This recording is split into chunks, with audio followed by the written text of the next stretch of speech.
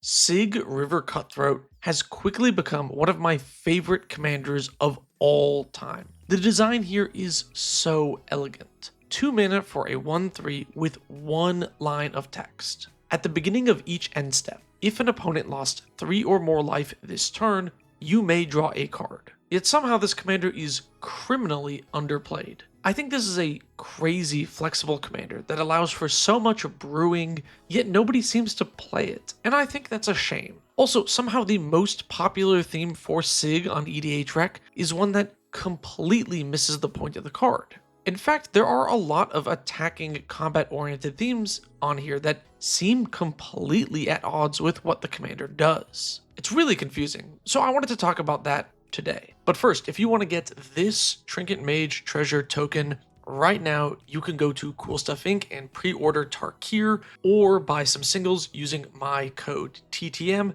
You'll get a discount on your singles, and you get this cool treasure token. This is only while supplies last. Thanks to Cool Stuff Inc. for sponsoring the channel. So what does Sygg do with that 1 line of text? A lot of players treat it as a curiosity effect. You can play an unblocked creature, attack for damage, and draw 1 measly, pathetic card during your turn only. And wow, Sygg is a rogue and a merfolk, so we gotta stick a ton of those in there. Or, what if we didn't? I like putting curiosity on some attacky, evasive creature as much as the next blue tempo nerd. But is that really all you're using Sygg for? Much like the card Curiosity itself, you can do a lot more than just attack once a turn. I mean, Sygg does say each turn on the card. How could you miss that? There's only 1 line of text. And as far as commanders go, for rogues or merfolk, Sygg just really doesn't do much for either of these. Vohar is probably better for merfolk. If you flash back a distant melody, then Vohar probably drew you more cards than Sygg did if you're playing a merfolk attacky deck. And there are a ton of other legendary rogues which function better at the helm of a rogue deck. Ultimately, if you're playing Sygg because he is your favorite Dimir boy and you love fish people, that's fine. But I do think the rogue and merfolk decks pollute the idea of what people think of when they see Sygg. And they might overlook the fact that Sygg can often be a 2 mana draw a card every turn engine. And when you draw 4 extra cards a turn cycle, this commander begins to feel crazy powerful. The second most common theme on EDH is wheels, although that's only 172 decks. Like I said, Sygg, not a very popular commander, but I do think wheels are a step in the right direction. With forced draw effects and cards that punish players for drawing cards, you can make them lose life during their turn and draw extra cards, though a lot of these effects only ping, so you would either need multiple punisher effects or multiple forced draw effects to actually get extra card draw from Sygg. Plus, a lot of wheels are sorcery speed, so I just don't think that a wheel deck is going to be getting the 4 cards a turn that you could be getting from Sygg. Like I said, recently I've been playing this commander a lot, and I want to talk about my deck in particular. I've been having a blast with Sygg and some of the silly cards that work well in the deck. I'll have a link to my list in the description so you can check out the full deck, but I wanted to highlight some of my favorite cards in the deck and give you some ideas of how to make use of this commander if you decide to build your own. The reason I love this commander is because of how open-ended it is. If the card actually worked with rogues or merfolks, and even if it was more powerful, like drawing 10 cards when a rogue attacks, I just wouldn't like Sygg very much. You see, Sygg just cares about life loss, not how or why or by whom. Very Khorne-esque in that regard. Sygg just wants your opponents to lose life, period, which means anything that causes life loss is a potential addition for the deck. And when you're not pinning yourself to one card type, suddenly this deck is very open with tons of interesting options. Let's talk about specific cards. Hunted Horror is one of my favorite inclusions in the list. It is a 2 mana 7/7 with trample, but you have to gift an opponent 2 3/3 elks.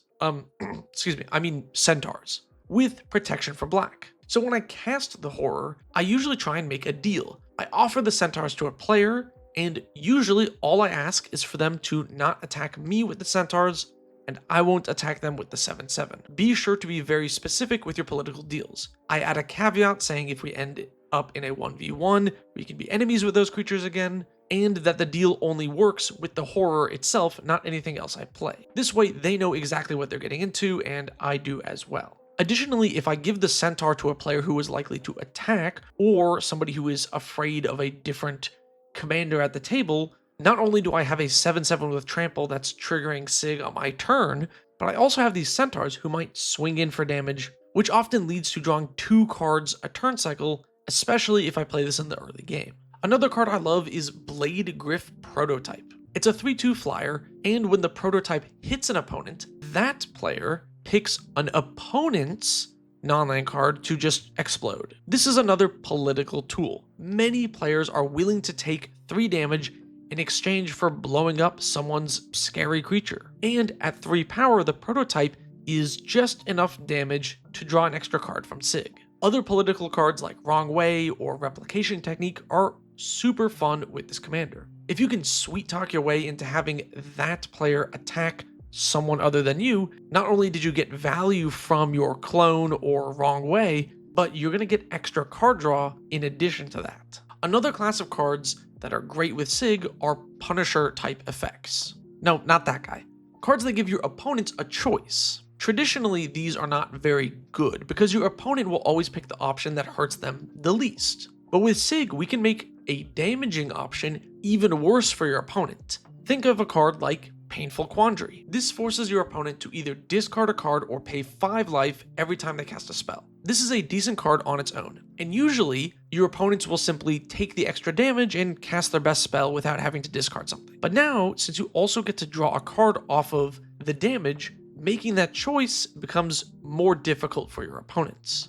And this is especially true if you counter the card they cast, because if you drew a card from them casting it, you get to replace the counter spell. Painful Quandary is so strong with Sygg. In the mid to late game, it often draws 4 cards a turn and helps you close out games. Which is why, wait, what? Only 0.009% of Sygg decks are playing this card? It's literally a slam dunk for the deck. That reminds me of how only 0.009% of you watching are subscribed. Don't ask me to back up that number. What about a Vile Consumption? Another banger card for this deck that usually draws 8+ cards in a game. Wow, it sees even less play. And I'll assume Breath Stealer's Crypt is about the same. Yeah, that tracks. Vile Consumption and Breath Stealer's Crypt both punish creatures and cause you to draw cards with Sygg in play. I love these cards because it forces your opponent to really think about how much life that creature is worth. And if you add drawing a card into the equation,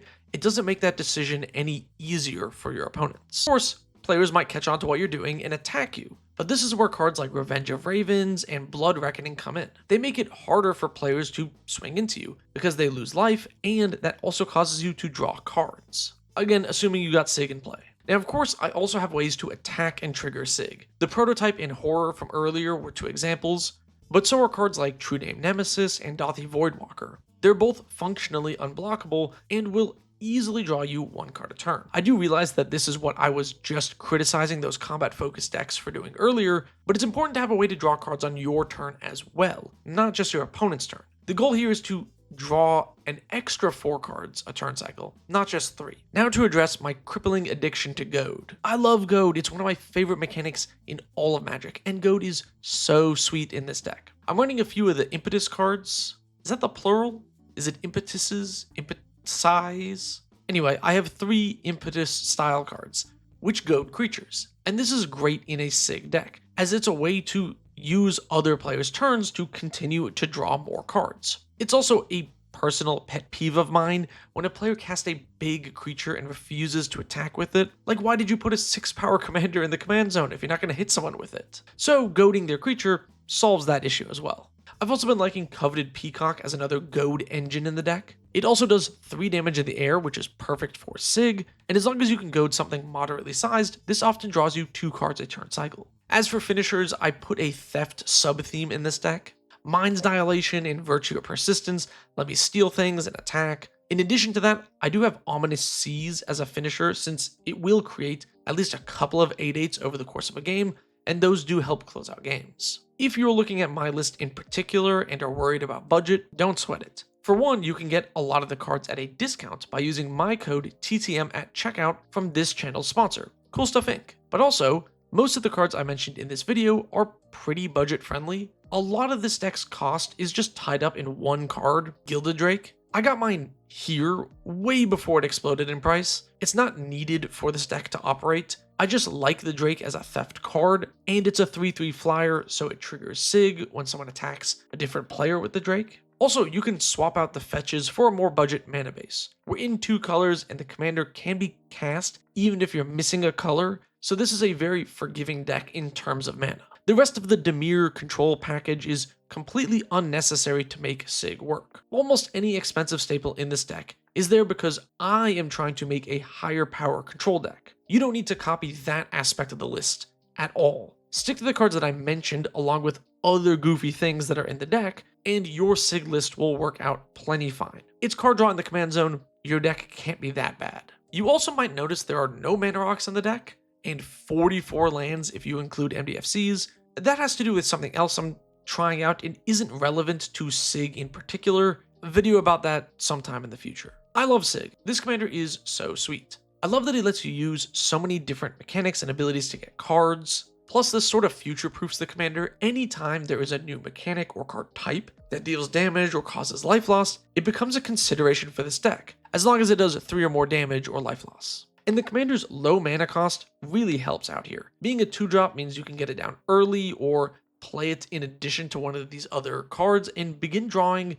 immediately. And even if your commander dies 2 or 3 times, it's still reasonable to cast, just because the mana cost is so low. I don't know if I'll keep this deck around forever. I am a brewer at heart, but I've really been liking this commander as a politics control deck. If you have any questions about the list, let me know in the comments below. Real quick before this video ends, I have a second channel. I'm going to be posting some non-MTG content there, so if you want to see more video essay style things about other topics, check it out. First video should be out before the end of April, ideally. Additionally, I'm going to be moving to 1 video a week instead of 2, with some more production time put into each vid. Hopefully you like it more. If you made it this far in the video, please give your feedback about the new style. I'll be trying it out for a little while. Thank you so very much for watching. Special thanks to my tier 3 patrons, whose names you see here. If you want to be in the Patreon Discord, credits like this, or any of the other perks, check out the link below.